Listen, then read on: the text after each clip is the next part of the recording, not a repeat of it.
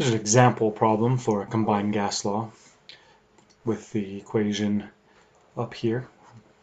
And what you're going to want to do, if the key here is to a couple key things, of course, it has to be in Kelvin, temperature. And the other second thing is if the problem says that it is over, that the gas was collected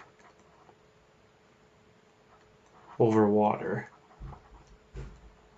you have to take out that extra pressure, because at any temperature some of the water is going to evaporate. Okay. A lot of times we collect gases over water to measure them. It's an easy way. If we have this upside down, where if we have this up where we can measure the volume here. This could be graduations, so you can actually measure that volume over water pretty easily. It's one of the easiest ways to measure the volume of a gas. And the reason is you have some gas particles at some temperature. So here's the temperature of these vectors, these arrows, right? When you add more particles in here, collecting this gas or filling up your bike tire, now we have more. All these particles are at the same temperature, but there's more of them, so they bump into each other more.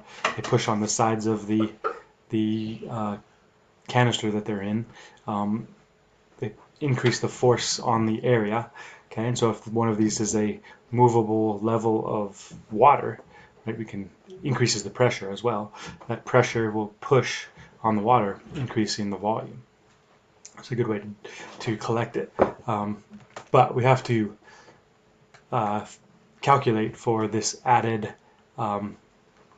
gas, these added particles that are in here of water, because water just naturally evaporates on its own. So here's the table, vapor pressure table. I just posted this on Google Classroom. Even though your temperature has to be in Kelvin, these tables are always in Celsius. So you can check this table and find the Celsius. And what it is, it's always the temperature 1 that you're going to find, and you're always going to subtract it from P1.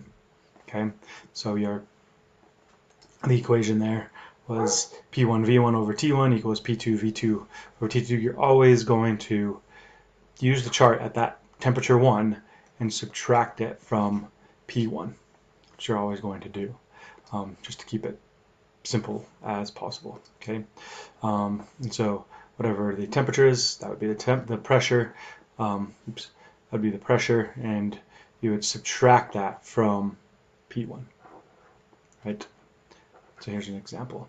A lot to think about here. This is number 6 on the homework packet. You have, which is in 4 parts, A, B, C, and D. Okay, can add some stuff to this. So you have falling gas or volume were collected over water. There it is, over water. So some of that water is going to evaporate, and we want to figure out a new volume, right? A new volume at standard pressure and the indicated temperature.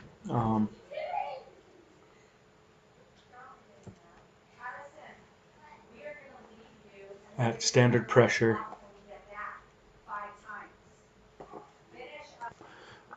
So for these problems, the pressure standard. So it'll be one of those that are on your equation sheet that we use to convert, but the temperature is going to stay constant for all of these. So the temperature is not going to change. So this will stay at 29.9 degrees Celsius. So this really isn't a combined gas law problem. We can do it as one though.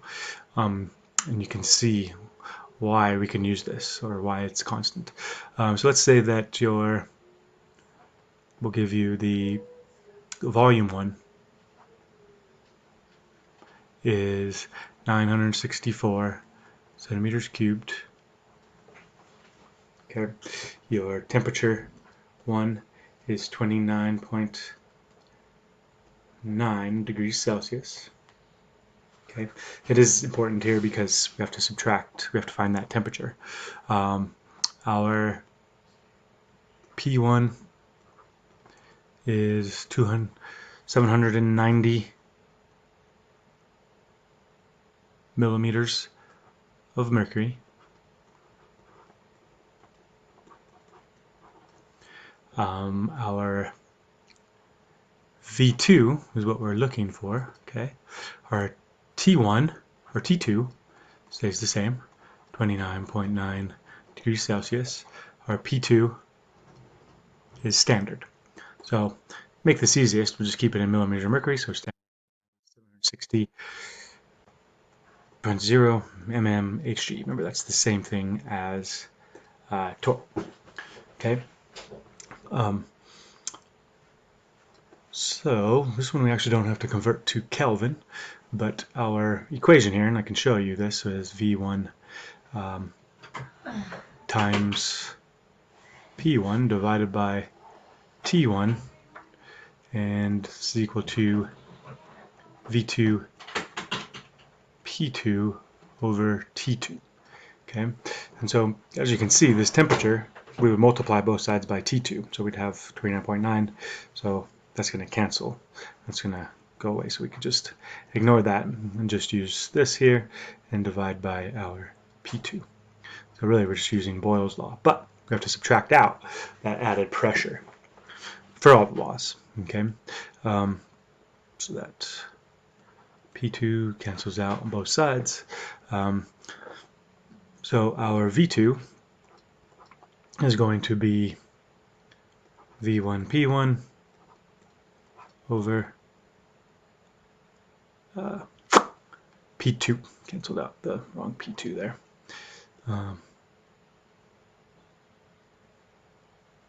Oops.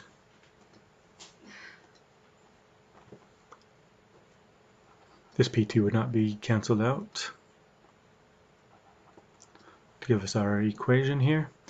Okay, so we can just plug those in, but we have to subtract out from P1 that added temperature from the evaporated water. So this is at 29.9. So we can come over to this other chart here. This has very detailed description, and we come here to 29.9 degrees Celsius. So we're going to subtract out 31.642 torr. We don't have to convert this one, so that would be at P1 would be 790 minus what was it? 31.642 torr.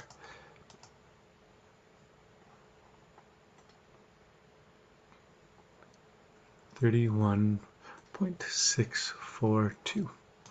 Okay, because this is in millimeters of mercury and the other one is in torr, those would be equal, and so we would have our trusty calculator out, and we subtract 790 minus 31.642.